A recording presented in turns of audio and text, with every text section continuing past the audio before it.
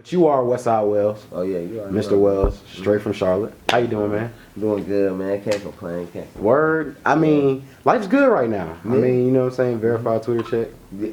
Mixtape coming out. Yeah. Album, mixtape. Oh man, whatever people want to call it. Whatever people want to call it. Project.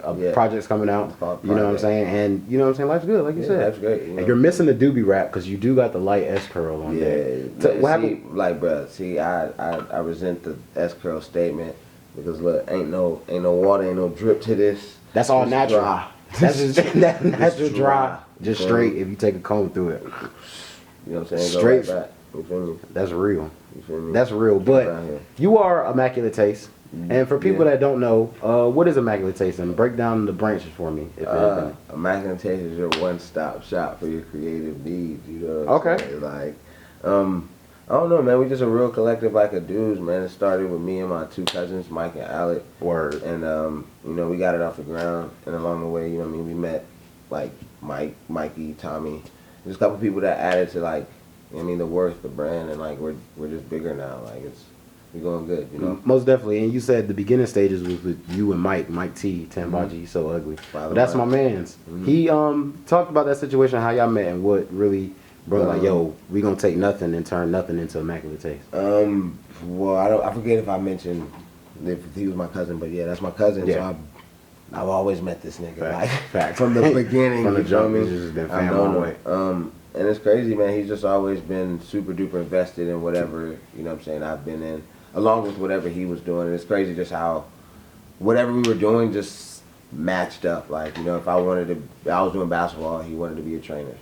You know what I mean? Like, so facts. Know, so that's what I was doing before I was rapping. And like, whenever I made the transition, him and his brother Alec were actually one of the big, more so Alec were one of the big reasons why I even decided to, like, you know what I mean? And I'm happy you said that. Talk to people more about Alec and his position, because I know Mike and I met Mike, but I've never, till this day, I haven't met Alec, and I'm cool with you and, you know what I'm saying, Mike, and for him to be that piece that you know what I'm saying, that said, yo, give you that spark, like, yo, Wells, you can do this. Like, talk to me about him and the role that he plays. Bruh, man, it dates back to when I was like, 13, 14, you know what I'm saying? Like, we kind of, I don't know, man, he'll never probably admit it, but I feel like we're probably the same kid. So, like, when he got older and I was coming around, like, he just took me under his wing, bro. Like, he put me on all the different music I wasn't listening to, because my parents, bro, they weren't listening to rap music. They weren't listening to soul. They weren't listening to none of that, you know what I'm saying? They were just listening to music from back home.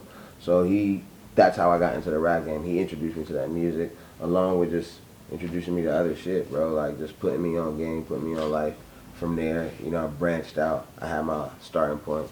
So he's always been with me one step of the way. And then I guess whenever it came to rapping, it was just like, hey, like, I don't feel like he steered me wrong yet. So just keep it word. And keeping in the family, that's very key. Because, you know what I'm saying, people run around, they link up with people, like you said. This is my cousins. I know this is A1 day one. So keeping it in the family, that's always going to be something special. You said, you know what I'm saying, I was doing it since I was about 13. Talked about it like that. Growing up in Charlotte and that come up, you grew up real fast, you know what I'm saying? You had to grow up fast. Talk to me about that transition in life in Charlotte. I mean, life in Charlotte, I can't really even, it's definitely different, you know what I'm saying, because every city is, you know what I mean, tailored to wherever they're at, to whatever environment, whatever shit's accessible to the children. Cool. But I mean, there's really no, like, difference. Like, I would say, like, young kid, like, my parents really didn't want me to go outside the house, and then from there, that established my want to go outside the house. So, you know what I'm saying? Like, I was just out there getting into shit. That's really how I got all my life experiences. Just, I didn't have, like, a necessary reason to do it. I'm not saying my parents were the richest, but we weren't the poorest neither. But, like, you know what I mean? I just fell into some shit. You know what I'm saying? That's all you ever really did. Word. And when you fell into rapping, how did that happen? How did that come about? You know, talk to me about the first day you recorded your first song, if you remember. Bro, that's crazy. Like, I started rapping when I was, like, young, bro. Like, I used to, like, freestyle. I used to do, like, religious, like, just religious raps. I used to rap for God. And that didn't change, because you still do this. You'll still bust a freestyle every once in a while. Yeah, I'll definitely bust a freestyle. Always did. But it's that's how I really started. And then, I mean, I gave it up, started hooping, and then whenever. So, alright, whenever it was my senior year, and I was like, cool, fuck. Like, I had a couple looks. I had just came off of playing in in Hillsborough at Cedar Ridge, and we were supposed to come back for our senior year and be like, I think we were ranked what 5th in the state in our division, like in our class. So y'all supposed to turn up. Yeah, we were supposed to turn up, but some shit happened and I got kicked back like to Charlotte, so that kind of fucked up like basketball for me. Word. And from there, bro, it was just like, man, fuck. Like I really didn't want to go to school. I'm not the type of nigga to go to school. Like I never liked school. You know what I mean? I'm not saying I'm dumb or anything, but I just could never really wrap my mind around sitting down in the classroom for X hours amount of day, like X hours. You know what I'm saying? I hear that. So, and with that even being said, like how you said, you did basketball, it didn't really work out for you, and it sounds like you were very, very passionate about it, and for whatever reason, you know what I'm saying, it stopped and it went away, and you said, yo, I know I gotta do something else. Is this school right up? You know what I'm saying? This ain't it. So what was it about rapping? I was like, all right, the same passion I could put in hooping, I could put in this rap. I mean, honestly, bro, like I can't even lie. Just my 2 cousins gassing me. Like that's the only way that you would even get somebody to even try that shit. You know what I'm saying? It's just like, yo, my nigga, you nice nigga. You can do this. We're telling you what the right thing we could, and that's just really how it was. Yeah, that's how it was. So you start rapping. You know what I'm saying? Immaculate Taste is born. You, Alec, and Mike. You know what I'm saying? Working up some things, concocting some things. Revenge of the African Booty Scratcher and MTSYD. Yeah. That comes out, and talk to me about that bubble. You know what I'm saying? What that got you, because like you said, it started from 2 of your cousins hyping you, and 2 of your cousins hyping you is awesome. All right, man, I can rap, but when you drop a project and other people be like, nah, bro, you can rap. How does that transition happen? Man, that transition is very weird, bro. Like, cause niggas make music, I feel like, just to make music. It's like it's a hobby. You know what I mean? There's not really any feeling. There's nothing of them in there. You know what I'm saying? You can substitute that person out and put another person in and still get the same thing. There's no sense of them in it. So like with MTSYD, what was weird was because like that shit, like I treat music like it's a way to vent. So it's like I don't necessarily make music every single day. True. You know what I'm saying? Like shit has to happen for me. In order to create, because people like you're an artist. You know what I'm saying? You gotta go through life and live through certain situations for you to create these songs and certain scenarios. Exactly. You know what I'm saying? That people feel. Yeah. So it's like when I was making that project, it was weird that people like that shit because those were personal stories. Those were me like being like, all right, cool, bury the hatchet, end the subject, like on to the next thing. So like that was very weird, but I mean it's humbling, bro. It's like it's great. You know what I mean? Being admired for like something that you do is always nice. Like it wasn't a real big crazy transition because it's not like I walked down the street and niggas, oh shit, you're Wells. You know what I'm saying? So it was just it was cool. It was like, damn, it gave me another boost to be like, like, yeah, definitely, this might be something that you could do. And I remember talking to you previously before, you said one of your major driving forces is, you know what I'm saying, to keep going with this rapping shit or just whatever in life in general is like the fear of not making it. Like, I agree with that 100%, is I feel like, you know what I'm saying, you got a talent and it's there, you might as well use it, you know what I'm saying? With that being said, you drop those first projects, everything's bubbling, you're in Charlotte, but you come to the Triangle area. Why the Triangle area, and how much did the Triangle area help make, you know what I'm saying, a better Wells, if it did? But just culture, bro, just being around a different crowd, a different set of people, and like just spreading my roots. Like honestly, the reason why I even moved up here was just to be closer to my manager. Logistically, it made sense. Most definitely. So like to get that in turn. Was it Alec and Mike or no? just... Alex in South Africa, so like I ain't seen that in like two. That's why I've never seen him. Yeah. Word. And it goes ultimate team play. Word. Shout out Alec. Word. I moved like it just made sense logistically. You know what I'm saying? Like to be here close to my manager, like to be here on the day to day, like come up with ideas together, make sure shit didn't fall through the cracks that normally would, like doing a long distance relationship, no homo. But the Triangle, honestly, like I have this bittersweet love for the Triangle. Mostly Raleigh though. Okay. Mostly Raleigh, I can't even lie. Okay. Only because Mikey.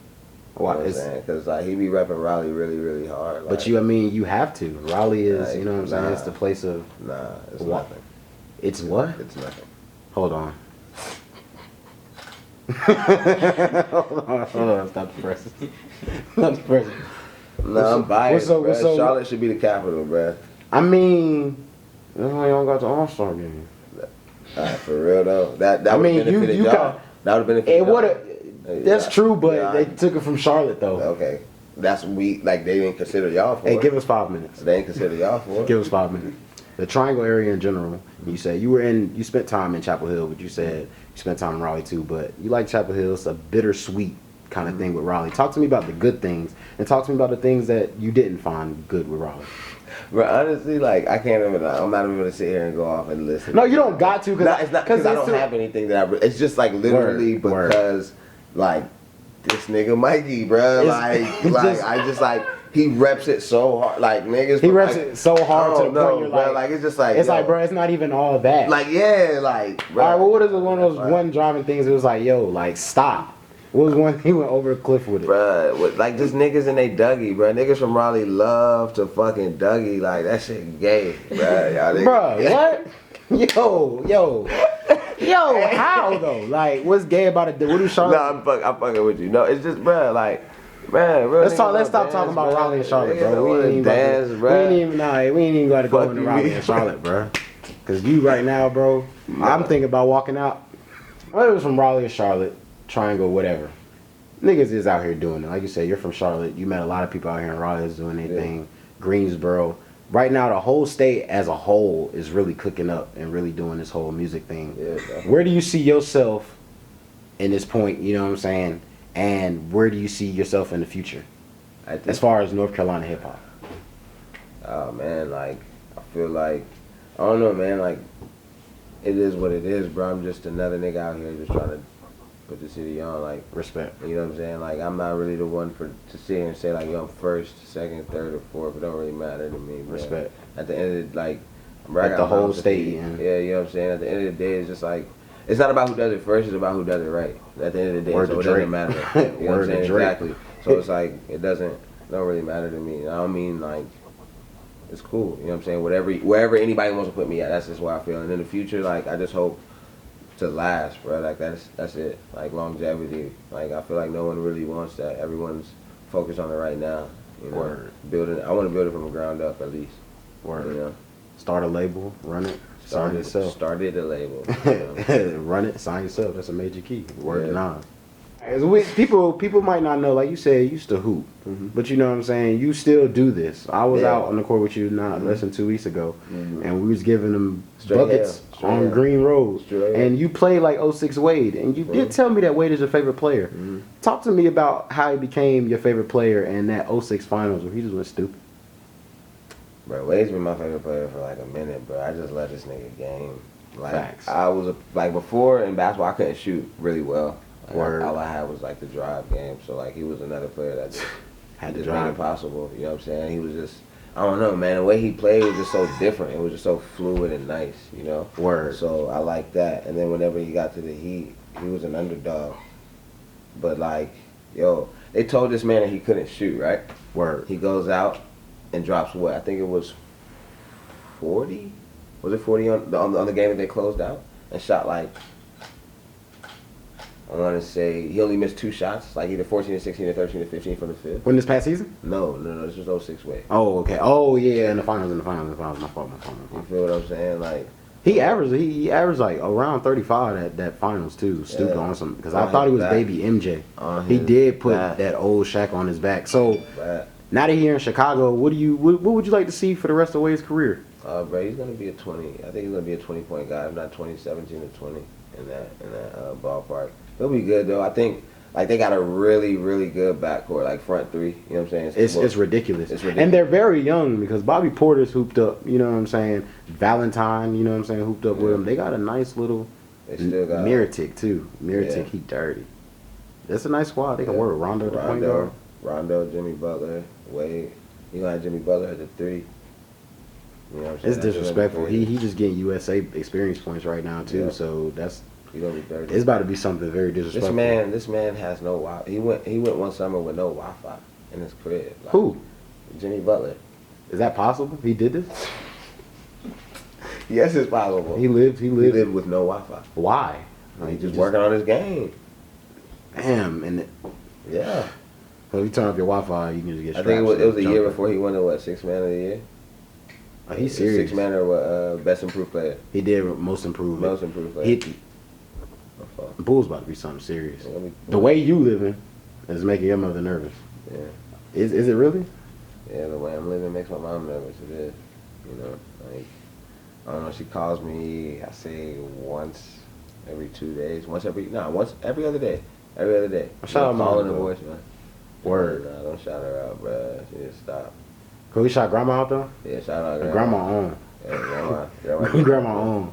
Grandma cool, man. Grandma is mad cool. Nah, my mom, man, she just don't get it, bro. Like, she don't understand, like, why I would choose to just not, you know what I mean, have that security of a 9 to 5, of a, you know what I mean, normal life, going to school.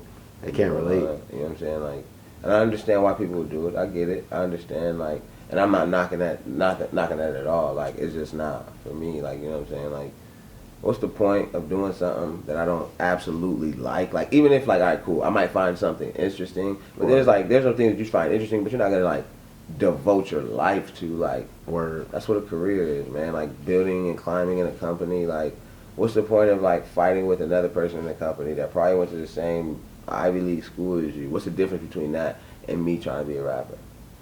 What's the difference between that and a college kid coming out of college and getting a 6-figure job that can pay off their back, like, their loans for college? Because it's not the norm.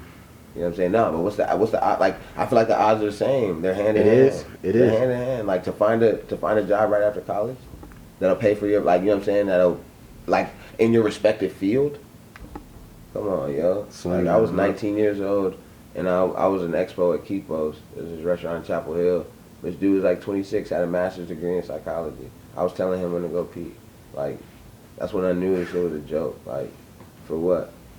You know what I'm saying? Like, I know you're being 100% serious, like, that's real. I understand why people, you know what I'm saying, go to school, because, like, some people just have that thirst for that type of knowledge. You know what I'm saying? That type of knowledge that can only be taught. Like, and I get that and I understand that. But I have my degrees. I guess it's more so, I think I take it personal because I get looked at as like, oh, you don't have no type of, like, no sense of direction, like, you're just, like, lazy. And I'm like, all right, man, that's cool that you can feel like that, but, like, yo, I have to make literally something out of nothing. Literally something out of nothing. Like, whatever these people are doing, there's a basis, there's a rubric, there's a structure for it. They can look up 30 other people and there's a step by step, you know what I'm saying, like, routine that they can do and get to the same place. Like, I can't say that for rap. You know what I'm saying? Like, you can't say that for what we do. Anybody in, like, the entrepreneurship, because you have to literally make something from nothing. Like, there's already, like you step into a job, bro, there's already you already have your purpose, you already know who your target market is, you already know what you have to do. It's laid out for you. Word. So the fact that you understand it is very, very smart, breaking it down. With the next project, is that how you approached it as a job kind of thing? Because, I mean, at the end of the day, rapping is your job. You got to work it like a job and treat it like a hobby. You know, you think about it like a hobby. Word. So, is this shit long, man? The way I'm living is making my mother nervous. The way I'm living makes my mom nervous. The way I'm living makes my mom nervous. Yeah. Rolls off the tongue better. The way I'm living makes my mom nervous. The way I'm living makes my mom nervous.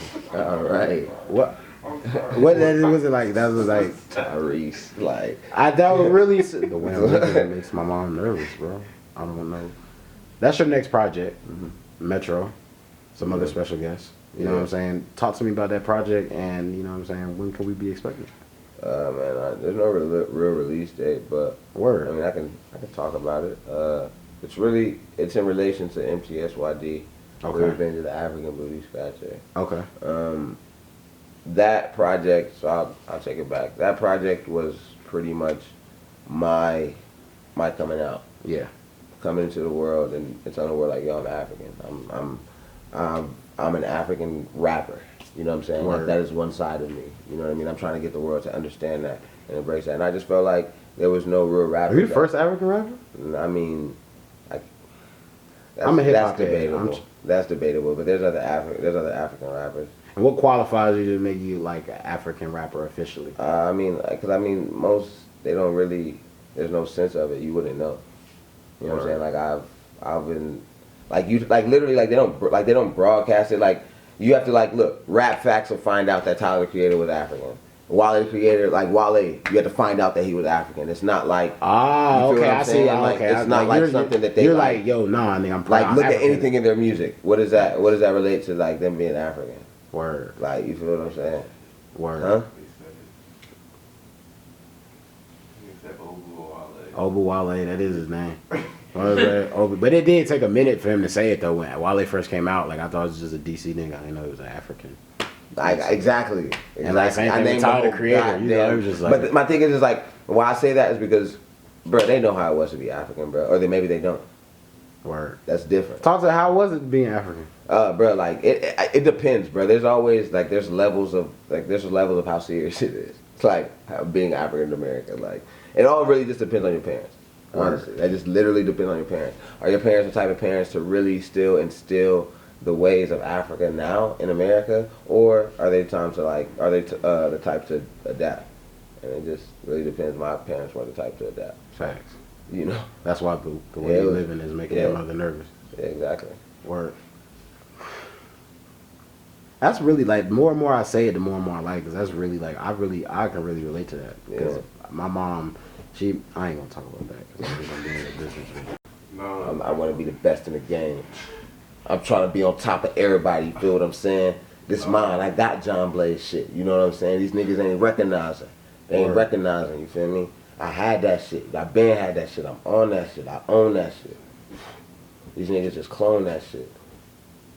Niggas clone that shit. They don't want to be that shit. We in the studio because we is that shit. Cooking up so crazy because we been that shit. I'm the rock. Smell that shit. That nigga Chubbz got legendary freestyle. Was that recording? Yeah. Yes! It was just my coming out to the world and like just being like, yo, I'm an African rapper. Like, yo, here I am. Like, this is my story. This is my struggle that I have. You know what I'm saying? Factuals. And this project is more so the other side of me telling my parents that like, yo, yeah, I'm African and I love my culture and all that, but that's not all that defines me. You know what I'm saying? True. Like, I'm out here for just something else, bro. It's hard trying to explain. You know what I'm saying? Like, literally, it's hard trying to explain, trying to feel everything. Like if your mom says like, what you doing out here? And I literally like, yo, I'm just trying to feel everything, experience everything. Like, yo, like I'm like, trying to live. Like, you know what I'm saying? I'm trying to live. It's hard explaining that. As simple as that like statement is, it's hard explaining that. Like you said, people we come up in the thing of, you know, well, not even with just us being black in general, is that people got a slave mentality of, you know what I'm saying, you got to work or have a 9 to 5. Exactly. If you're not doing that, you're not doing something. But at the end of the day, we're like, what are you really doing? So much stuff out there, bro. Like even so much. Even if you break it down to like where like we just spend so much time on like bro, our phones and all that shit. Like I'm just trying to live, bro. Do shit besides party, bro. Like think about it. The only time you're ever around a big group of people is when y'all getting fucked up. Facts. Like, what other time do you hang out with like for real? Like y'all are like all hanging out unless you're doing a drug. Like that's crazy. That's what we do for fun now. Do drugs. Like I mean that's cool. Like I do drugs. Like I'm not gonna sit here and say like don't I smoke weed, but it's like yo, to be out to make that the main part of that. Yo, we go like, get skied up, bro. Like exactly. Like point like this. Like I always say this to girls at the end. Like whenever like you know what I'm saying we talk about it, like yo, y'all hang with niggas that are sit there. You'll meet them one time, be smoking and shit, and he'll tell you a story. And these niggas do more drugs than they do shit. So like by the time that you're like 6 months into the relationship, they are still talking about the same story. You know what I'm saying? Like because you in that trap and you don't even know it. Like they don't even know it. Like they're spending too much time, you know what I'm saying, like smoking than like making memories. Facts. This shit, it's a crazy world we're living in. You know what I'm saying? Like and like that's not to say like, you know what I'm saying, I'm above it all, like fuck drugs, like da da da. I do it, but like I said, bro, there's a balance to everything. And I don't know where that balance is, but like I'm not trying to bro, I'm trying to live, bro. Like there's just so much shit out here for niggas to experience, for niggas to learn. Word. You know what I'm saying? Better ourselves. You stay in the same, you know what I'm saying, area, don't get out and see much, that's all you gonna know. That's you all gotta get out and see it. But I think that's the way it's changing like that because the internet kind of builds people, gives people, you know what I'm saying, outlets so they can go out and they can experience more things. Even that. But then again, if you always on drugs and smoking, doing some crazy shit, you're not even gonna have that ambition to go out and do it. Or if you always on the internet, because even then on the internet, like yeah, you can grow a follow, you can blow up off of that, but like yo, you still gotta touch the people. Exactly. Like what's gonna happen when they leave the internet? Like you know what I'm saying, and go walk in their car. If they're not bumping your shit, if you're not reaching the people, then you're not doing that. What are you really doing if you're not out here making shows? You ain't making money off streaming. You stream money. No. Fucking some stream money. You ain't never heard of no rap. It don't exist. Like niggas ain't out here getting that stream money. That shit don't exist. Show me a stream check. Stream checks? Show me. I want somebody to show me a check from Spotify, from Apple Music, saying like, yo, you made this much money on this many streams. But that, like, it's just crazy. But you got like this, you gotta be out here touching people. Word. 98 Juvie, the remix. The video just dropped, you know what I'm saying? That's gonna be on your upcoming project, The Way I'm Living Makes My Mother Nervous. Along with Metro Boomin, you know, Alec, JK the Reaper. Shout out Angela Mota, he's up there too with some beats. Talk to me about that project and that video, cause those visuals were like extra crazy. Oh yeah, bro, visuals gonna be A1, visual A1 game. And you know what I'm saying? 130's on the project as well? Yeah, 130's on the project. And the video for that is out already too. That's just dope. Shout out to my homie Kent and the guys, Gray, Kyle. Jesus. See, brother. Shout out Mutia. Shout out like I did Mutia. Shout out Mutia. Shout out like I did Mutia. Yeah, that's crazy. Alright. But to bring it back, yo, shout out to Summit Collective. You know what I'm saying? I'm sorry, I'm high. I can't think of all you guys' names right now. They're awesome. Like, they're, like, we both, you know what I'm saying, collaboratively, like, come up with the idea, but those dudes, they execute. Like, they bring it to life. Like, I can't, like, they got it. You know what I'm saying? Like, that's why we, you know what I'm saying, we have this relationship. This project, though, bro, like, yeesh. It sucks. Word. I ain't gonna like it. It's just, you know what I'm saying, it's been rebels on the word. Yeah. It ain't even nothing to talk about that. Yeah, no. You know, Metro, Angela Mota gonna be up there. It don't even. Yeah, you know what I'm saying. You know what I'm saying. The visuals, some visuals is out. They trash. Yeah, you can go check them if you want to. If you want to. Because if you watching this, you might want to go check that out. Because they trash as well too. I don't even know what the fuck I'm talking to you still, bro. See you later, bro. Hey man, y'all already know what it is. It's that straight face nigga Wells, and I'm on the radar with Chubbz. I'm back on the taste.